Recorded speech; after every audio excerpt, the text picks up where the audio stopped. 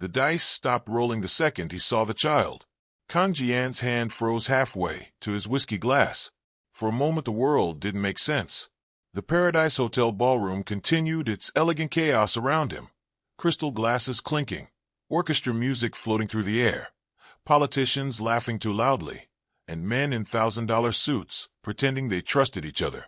None of it reached him, because Lauren Wilson had just walked through the doors, and beside her was a child, a small boy in a tailored black suit, maybe 4 years old, holding her hand with the easy trust only children possessed. But that wasn't what made Kang Jian stop breathing. It was the boy's face. The resemblance hit him like a bullet.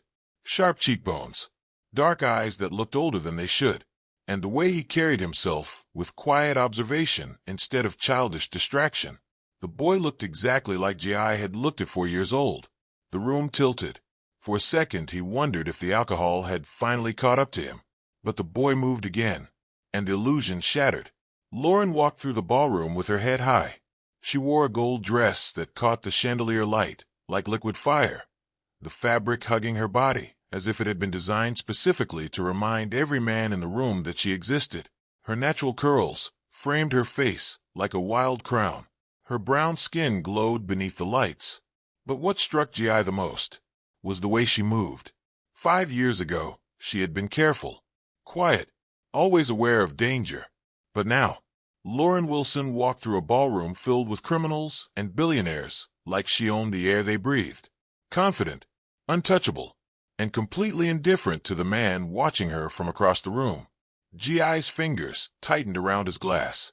5 years. 5 years since he had last seen her. 5 years since he had destroyed the only good thing he'd ever had. An American businessman stepped beside her. Tall, expensive suit, perfect smile. The kind of man born into money instead of violence. He leaned closer and whispered something in her ear. Lauren laughed. A real laugh. The sound cut through Ji's chest like a knife. The man's hand slid onto her waist. Something dark stirred inside him. Mine. The thought came instantly. Primitive. Possessive. Dangerous. Ji's lieutenant leaned closer. Boss, the Shanghai delegation is waiting. Ji didn't hear him. His entire world had narrowed to the sight of another man touching Lauren. The American leaned closer again. Lauren smiled politely, but not warmly. Ji noticed that. He noticed everything about her. The slight tension in her shoulders. The way she scanned the room without turning her head. The way her hand occasionally brushed the boy's hair. Protective. Always aware. She had learned well. Then the boy moved. He slipped his hand into his pocket, pulled something out. 2 dice. Small. Worn. Red plastic faded from years of use. The boy began rolling them across his knuckles. Click. Clack. Click. Clack. Ji stopped breathing. That sound. He knew that sound. It was the rhythm he had used for 20 years. A nervous habit he developed as a child. The orphanage had been cold, hungry, violent. Children learned early that weakness meant starvation. Ji had found 2 dice, once in the trash behind a gambling den. He carried them everywhere. When fear crept in, he rolled them. Click, clack, click, clack. The sound meant control. The sound meant survival. The dice had been his only comfort, until the night he left them behind in a clinic that smelled like antiseptic and blood. The night he met Lauren Wilson. Across the ballroom, the boy continued rolling the dice. Click, clack, click, clack. Ji's glass shattered in his hand. The lieutenant grabbed his wrist. Boss. Blood dripped down his palm. Ji didn't notice, because the boy looked up, and their eyes met. Dark eyes. Sharp eyes. Eyes that studied him the way Ji studied enemies. The boy smiled. Not shy. Not childish. Almost knowing. Then the boy opened his hand. Inside sat one single die. Ji's die. The one he'd carried since he was 8 years old. The one he'd lost 5 years ago. The boy closed his fist again, then slipped his hand back into Lauren's. And together, they turned toward the exit. Ji stood frozen in the center of the ballroom, surrounded by power, surrounded by wealth, surrounded by an empire he had spent years building, and watched the past walk away. But before we go any further, Make sure you hit that subscribe button and turn on notifications, because trust me, you're going to want to see how this ends. To understand how a man like Kang Ji-yen could be destroyed by a single glance from a child, you have to go back 5 years. Back to the night everything began. 5 years earlier, Busan Harbor. Midnight. Rain hammered the docks in relentless sheets. Shipping containers stacked like steel tombstones stretched into the darkness. Inside one container, a man screamed. The sound echoed against metal walls before dissolving into wet coughing. He was tied to a chair, zip ties cutting into his wrists. Blood soaked the front of his shirt. 3 feet away, Kang Ji-yen watched silently. His hands rested in his coat pockets. His expression was completely blank. To anyone watching, he looked bored. His lieutenant worked methodically beside the prisoner. Tools clinked against a metal tray. The prisoner whimpered, "Please." Blood bubbled from his lips. "I have a daughter." GI checked his watch. The man had lasted 43 minutes. Longer than expected. Inefficient. Bad math, GI said calmly. The man sobbed. "You stole $200,000. GI tilted his head. "You knew the cost." The prisoner shook violently. "I'll repay it." GI looked at his lieutenant. One small nod. The gun fired. The sound echoed through the container. Then silence returned. The man slumped forward. Dead. GI felt exactly what he always felt when justice corrected itself. Nothing. He turned toward the container doors. The night air smelled like rain and diesel fuel. His black sedan waited 50 feet away. Headlights cutting through the storm. He stepped outside. Rain soaked his suit instantly. His lieutenant walked beside him. 2 bodyguards followed behind. Everything felt normal. Routine mathematics. Crime was simple. Steal money. Pay with blood. The equation always balanced. Then the shot came. 1 second he was walking. The next, fire exploded through his abdomen. GI collapsed. Pain ripped through his body. His vision blurred. Rain hammered his face. His hand pressed instinctively against his stomach. Blood poured between his fingers. Too much blood. His lieutenant shouted, "Sniper!" Bodyguards dragged him toward cover. GI couldn't hear properly. His ears rang. His heartbeat slowed. He had been shot before. Stabbed twice. Beaten dozens of times. But this felt different. This felt fatal. "Boss." His lieutenant crouched beside him. "We need a hospital." GI coughed. Blood filled his mouth. "No hospitals. The Seoul faction owns half the yards in this city. If I show up bleeding, they finish the job." The lieutenant hesitated, then spoke quietly. "There's someone else." GI blinked. "Doctor." "Off the books. Foreign district. She treats people who can't go to hospitals." GI's breathing grew shallow. "What kind of doctor?" The lieutenant swallowed. "They call her the shadow doctor. American. Johns Hopkins trained. Lost her license treating gunshot victims." GI stared at the rain. Math again. Blood loss. 20 minutes. Maybe 30. Hospital meant death. No hospital meant death. But the shadow doctor meant a chance. Drive. The car screeched through Busan's neon streets. Rain streaked the windows. GI drifted in and out of consciousness. The foreigner district appeared like a different world. English signs. Small bars. Cheap apartments. People who minded their business. The car stopped behind a laundromat. A red cross had been spray-painted on a metal door. 2 bodyguards kicked it open. Voices shouted. A woman's voice. Sharp. Angry. Then GI was dragged inside. Fluorescent lights burned his eyes. The clinic smelled like bleach and herbs. Medical equipment lined the walls. Clean. Organized. Professional. A woman stood beside a steel sink. Late 20s. Brown skin. Natural curls, pulled into a messy bun. Scrub stained with blood. Her eyes burned with fury. "Put him down and get out." One bodyguard grabbed her arm. She slapped him so hard the sound cracked like a gunshot. The room went silent. GI laughed weakly. She had just slapped one of the most dangerous men in Busan. "Out," she repeated. His men hesitated. GI raised his hand. They left. The door slammed. The woman approached him. Calm. Focused. Professional. She pulled on latex gloves, then cut open his shirt. "This is going to hurt." GI grabbed her wrist. Weak, but threatening. She leaned closer. Her eyes locked onto his. "Let go," she said quietly, "or you bleed to death." For the first time in 20 years, Kang Ji-yen let someone else take control. Lauren Wilson worked quickly. The bullet was lodged near his spleen. Dangerous, but survivable. She worked with precise movements, steady hands. GI watched her the entire time. Every motion, every breath. She didn't look afraid. She looked determined. "Breathe," she murmured. He did, for reasons he didn't understand. Their eyes met. Something strange passed between them. Recognition, curiosity, danger. She removed the bullet. It dropped into a tray with a metallic clink. "You'll live," she said. GI smiled faintly. "I'll remember your name." She wiped blood from her hands. Dr. Lauren Wilson. 3 weeks later, GI was still in her clinic, recovering, healing, and discovering something terrifying. He liked being there. He liked listening to Lauren hum while she worked. He liked the way she scolded him when he tried to move too soon. He liked the way she wasn't afraid of him. No one had ever treated him like a human being before. Not an emperor, not a monster, just a man. And that terrified him more than any enemy.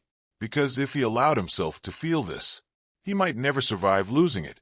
And outside the clinic, his enemies were already preparing the explosion that would destroy everything. The fever came 3 weeks later. Lauren noticed it first. GI had been healing faster than expected. Too fast for a man who had nearly bled to death on her operating table. But infections didn't care about recovery schedules. By midnight, his skin was burning beneath her hand. His breathing turned uneven. Sweat soaked the thin sheets covering the cot in her back room. Outside, thunder rolled across Busan. Rain hammered the roof of the clinic. Lauren pressed a cool cloth against his forehead. "GI." He didn't answer. His eyes moved rapidly beneath closed lids. Nightmares. Violent ones. She had seen this before in soldiers. War trauma. The body fighting enemies that only existed in memory. His fingers twitched. His breathing grew faster. Then suddenly, his hand shot upward. His fingers wrapped around her throat. Hard. Lauren gasped as her airway collapsed. The grip was mechanical. Efficient. Deadly. The grip of a man who had killed before. Many times. Her survival instincts screamed at her to fight, to claw, to break free. But something stopped her. His eyes were still closed. He wasn't seeing her. He was somewhere else. Back in whatever hell had created Kang Ji-yen. Her lungs burned. Air refused to come. Still, she didn't fight. Instead, she began humming softly. An old R&B melody her grandmother used to sing. The vibration traveled through her chest, through the hands gripping her throat. Her fingers touched his wrist. "Gentle. Calm. You're safe," she whispered hoarsely. "It's just a dream." For one terrifying second, the grip tightened. Then, his eyes snapped open. The darkness inside them was terrifying. Pure survival. Pure violence. Then recognition flooded in, and horror followed. He released her instantly, as if her skin had burned him.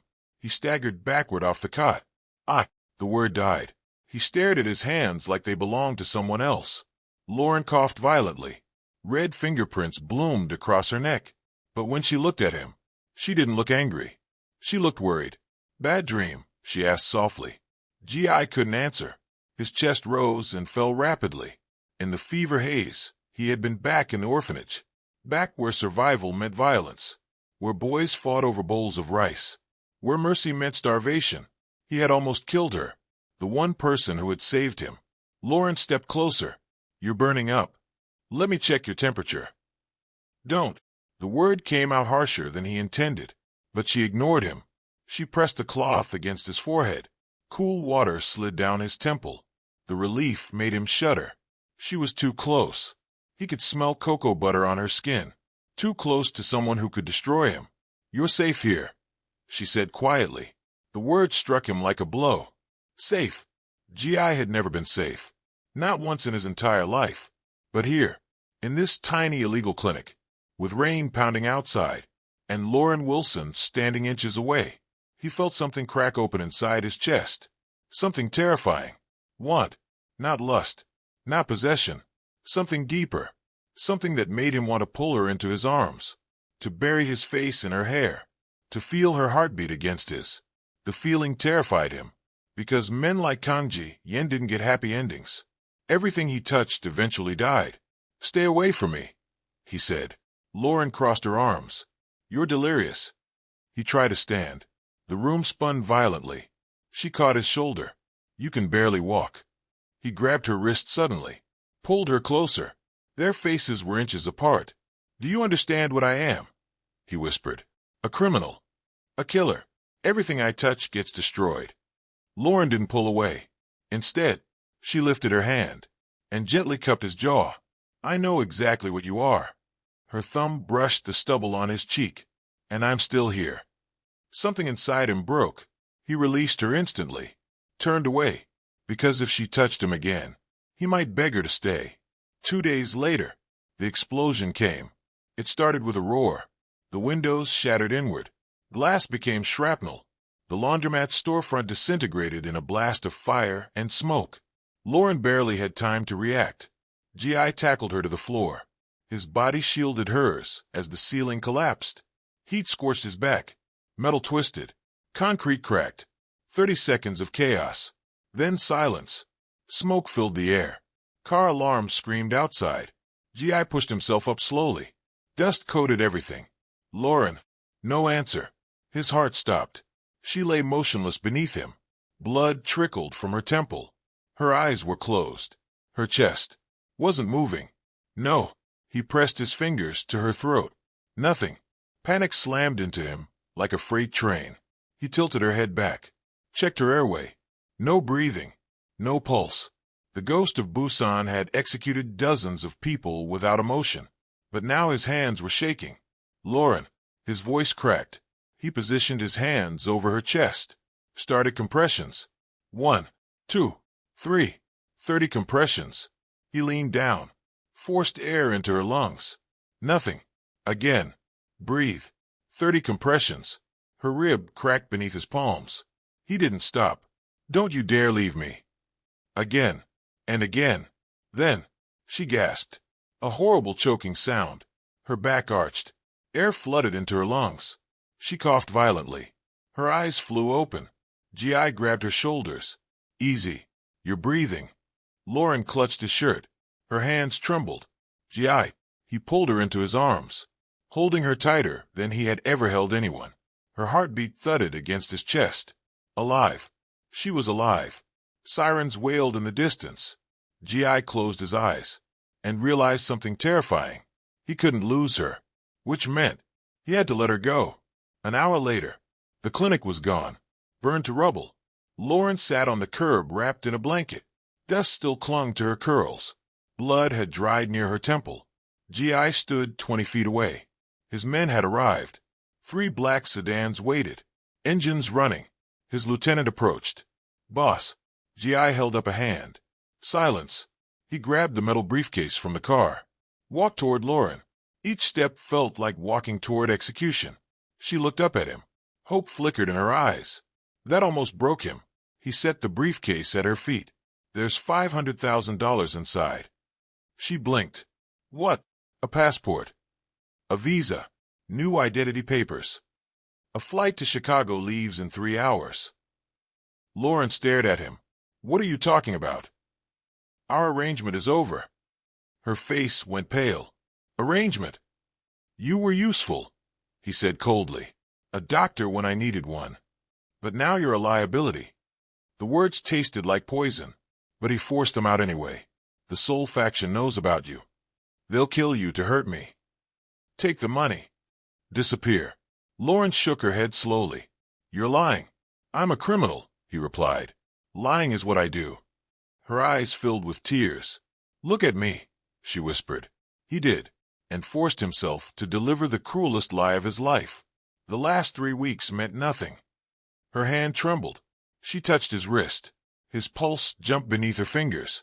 She felt it. Saw it. You're shaking, she said softly. Adrenaline, he replied. His lieutenant stepped forward. Boss, the airport. Take her. Lauren's voice broke. GI yawn, please. He turned away, because if he looked at her again, he might destroy everything. Go. The lieutenant guided her toward the car. At the door, she turned back. Her eyes met his across the alley. You're a coward, she said quietly. Not angry, just factual. You're more afraid of loving me than I ever was of dying for you. The car door shut. The engine started. GI watched the tail lights disappear and felt something inside him die. His lieutenant approached carefully. Boss, what now? GI's face turned to stone. Find the Soul faction. Every member, every address, every family connection. The lieutenant hesitated. That will start a war. GI's eyes were empty. Good. He walked toward his car. Burn them. 5 years later, Kang Ji-yen stood at the window of his penthouse. The city of Busan stretched beneath him. Every district under his control. Every rival crushed. The Soul faction was gone. Erased. 3 other syndicates had fallen since then. His empire was untouchable. He slept 2 hours a night. Sometimes less. Because every night, he remembered the look on Lauren's face as the car drove away. And every night, he wondered if he had destroyed the only family he could have ever had. 5 years later, Kang Ji-yen owned the city. From the 42nd floor of his penthouse, Busan looked like a glowing circuit board stretching to the ocean. Streets formed perfect grids of light. Ships moved slowly through the harbor like silent shadows. Every district, every port, every gambling house, every politician who mattered, all of it answered to him. The ghost of Busan had become something worse. A king. The Soul faction no longer existed. Not defeated. Not weakened. Erased. Their offices burned. Their leaders vanished. Their soldiers either joined his organization or disappeared into unmarked graves. 3 other syndicates had tried to challenge him in the years since. They lasted 6 months. Kang Ji-yen did not forgive enemies, and he never forgot betrayal. Yet despite all that power, he slept 2 hours a night, sometimes less.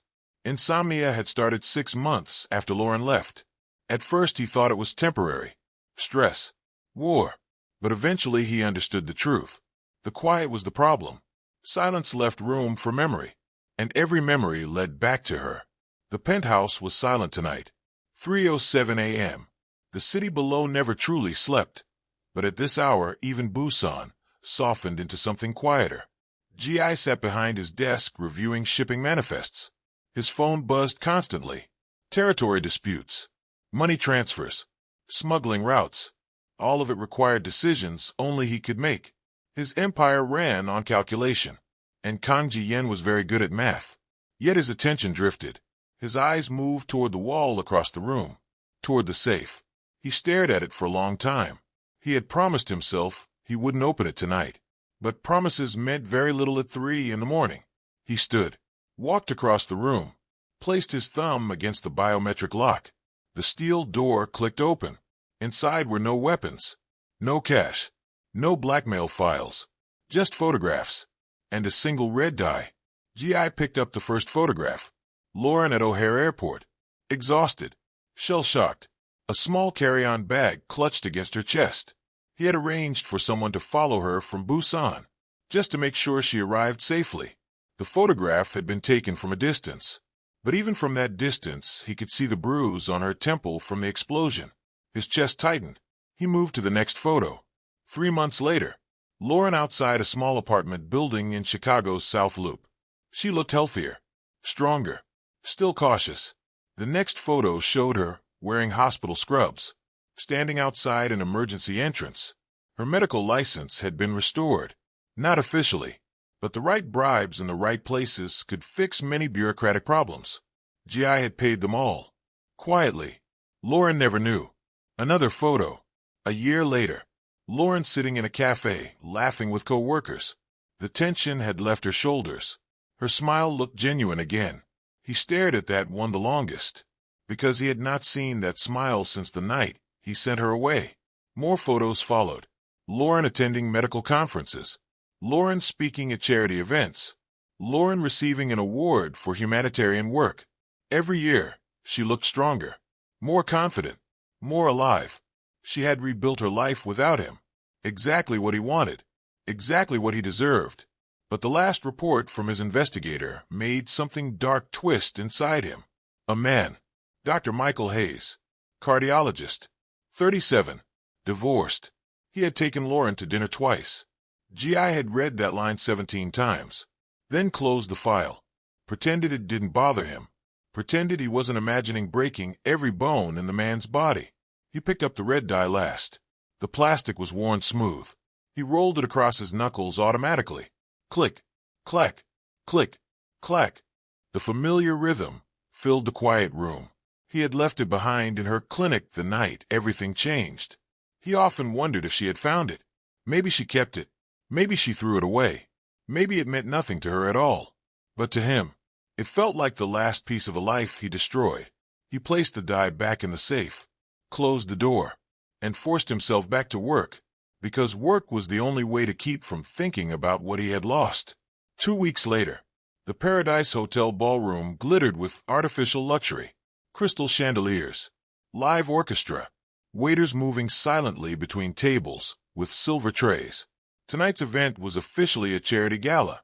Unofficially, it was a meeting between 3 powerful criminal syndicates, a fragile truce negotiation. GI hated events like this. Too many smiles, too many lies, too many people pretending they trusted each other. He stood near the bar nursing his 4th whiskey. His lieutenant stood nearby, watching the room carefully.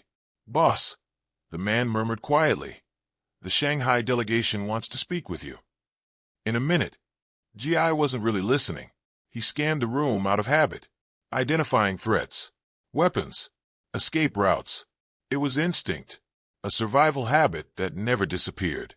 Then the announcer's voice echoed through the ballroom. "Please welcome Dr. Lauren Wilson, representing the International Medical Relief Foundation." The glass stopped halfway to GI's mouth. The ballroom doors opened, and Lauren walked in. Time stopped. The gold dress caught the chandelier light, like molten metal. Her natural curls were styled elegantly. Her posture was confident, powerful. She looked nothing like the woman he had shoved into a car 5 years ago. She looked like someone who had conquered her past.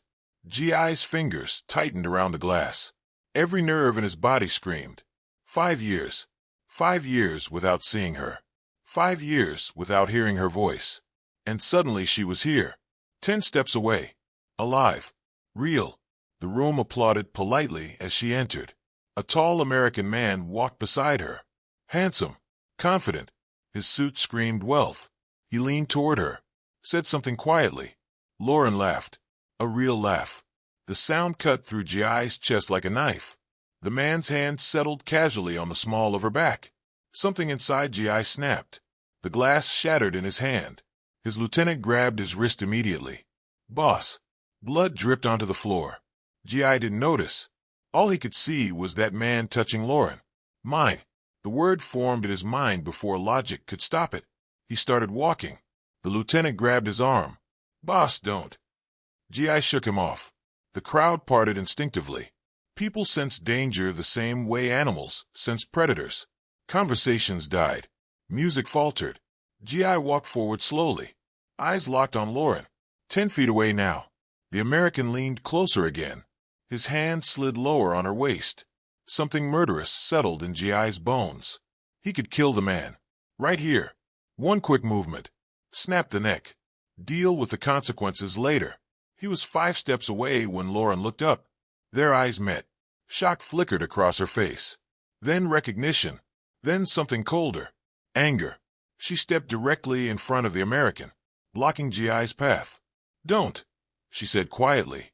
The single word carried 5 years of pain. GI's hands flexed. Blood dripped from his palm. He could still reach around her, still kill the man behind her. But movement behind Lauren caught his attention. A small figure stepped forward. A boy, 4 years old, maybe 5, dressed in a tiny black suit. He looked up at GI calmly. Not afraid. Curious.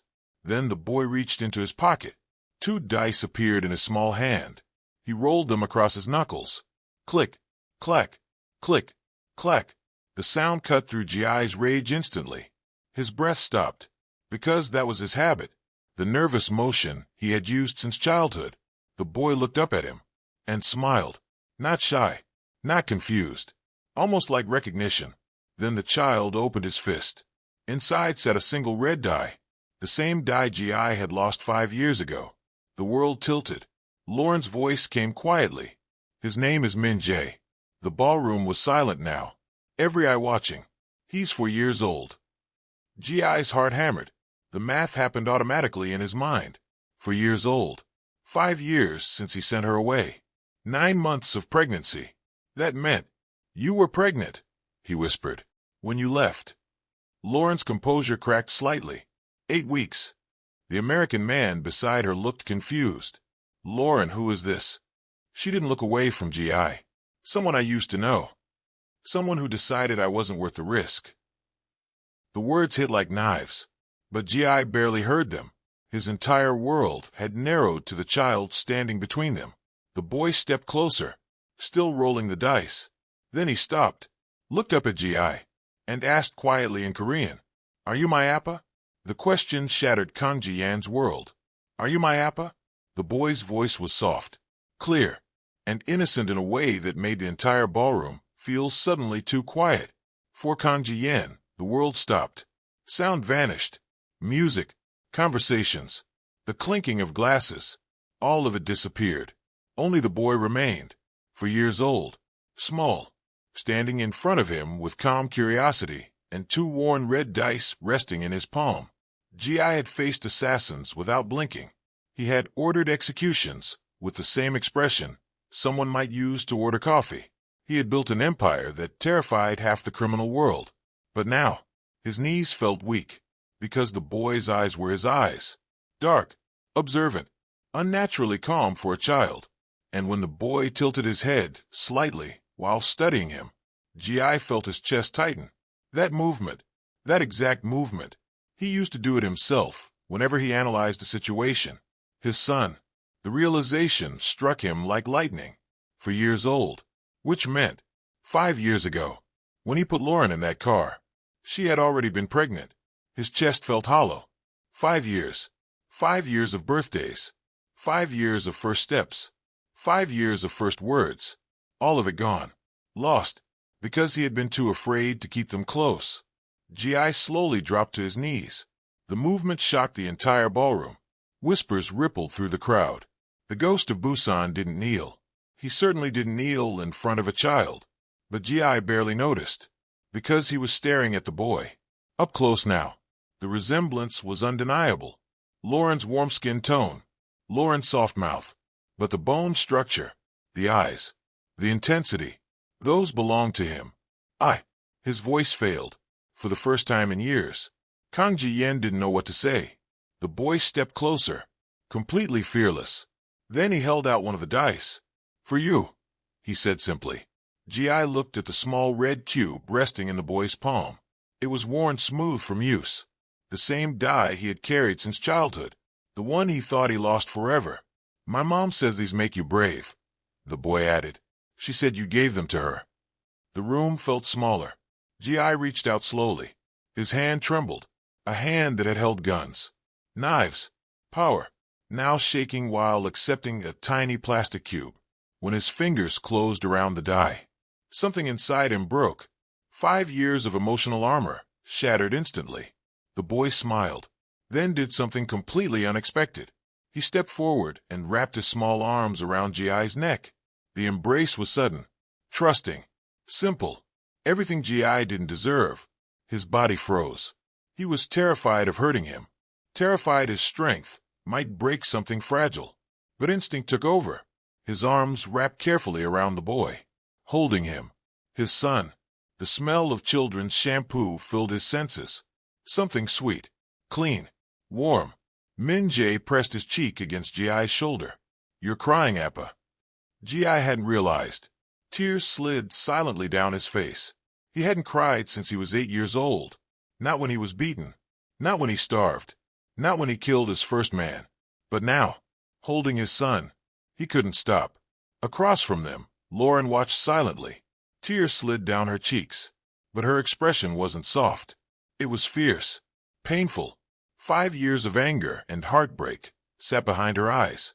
Min Jae finally pulled back slightly, still perched comfortably in G.I.'s arms. He studied Ji's face carefully. "You look like me," the boy said seriously. The entire ballroom watched. Criminal bosses, politicians, millionaires. None of them spoke. They were witnessing something impossible. The most feared man in Korea, being dismantled by a child. Ji slowly stood, still holding Min Jae against his chest. The boy fit there naturally, like he belonged there, like that space had been waiting for him. Ji looked at Lauren. For a long moment, neither of them spoke. Then she asked quietly, "You sent us away to keep us safe." Her voice carried through the silent ballroom. "So tell me something, Kang Ji-yen. Are we safe now?" The question wasn't simple. It wasn't just curiosity. It was a challenge, a demand, an accusation. 5 years of pain wrapped into one sentence. Ji looked down briefly at the boy in his arms, then back at her. "I burned the city down for you." His voice was rough, honest. "The Soul faction is gone. Every rival who could threaten you is gone. Every politician who could harm you answers to me." He stepped closer. Bodyguards instinctively formed a perimeter around them. "I spent 5 years turning this country into a fortress." Lauren's breath hitched, even when you didn't know it. Ji looked down at Min Jae, then back at her. "I'm not asking for forgiveness. I don't deserve it. I lied to you. I abandoned you when you needed me most." His voice lowered. "But I'm done running from the truth." He shifted Min Jae onto his hip. The boy rested comfortably against him, as if this had always been normal. "You and him." Ji swallowed. "You're the only things in this world that matter to me." The possessive words hung in the air. Lauren searched his face carefully, looking for manipulation, looking for lies. But Ji didn't hide anything. For the first time in years, he let someone see everything. The regret, the love, the fear, the guilt. "If you'll have me," he said quietly. Lauren's hands trembled. "Min Jae deserves a father. A father who teaches him strength without cruelty. A father who shows him that the dice don't control fate. They remind you that choices matter." The ballroom felt like it stopped breathing. Lauren stared at his outstretched hand. Min Jae looked between them, waiting. Finally she spoke. "You get one chance." Her voice shook. "One chance to prove you mean it. One chance to show you won't disappear again." Ji nodded immediately. "One chance is all I need." Slowly, Lauren placed her hand in his. The contact felt electric. 5 years of distance vanished instantly. Ji intertwined their fingers, holding tightly, as if afraid she might disappear again. Min Jae grinned. "Does this mean we're a team now?" Lauren laughed weakly. "Yes, baby." Ji looked down at his son. "Yeah, we're a team." The tension in the ballroom slowly returned. Whispers spread through the crowd. 3 powerful syndicates had just witnessed something unprecedented. The ghost of Busan had chosen a family. His lieutenant stepped closer cautiously. "Boss." Ji didn't even look at him. "We're leaving." The lieutenant nodded instantly. Bodyguards moved into position. The crowd parted automatically. No one dared block the path. Ji walked forward. Min Jae rested comfortably in his arms. Lauren walked beside him, their hands still linked. Someone whispered as they passed, "That's his son." Another voice murmured, "He has something to lose now." They weren't wrong, and that made him more dangerous than ever. At the ballroom doors, Lauren glanced up at him. "Where are we going?" Ji looked down at her.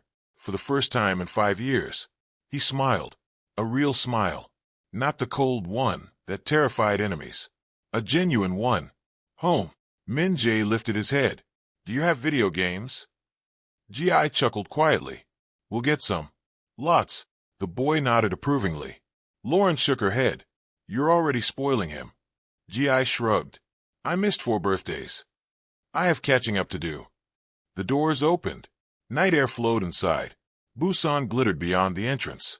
A city built on violence, power, fear. But tonight, Kang Ji-yen finally understood what his empire had been missing. Not power, not money, not control. Purpose. He looked down at his son, then at Lauren, and realized something simple. For the first time in his life, he wasn't surviving anymore. He was finally living. The doors closed behind them, and the ghost of Busan walked into the night. No longer alone,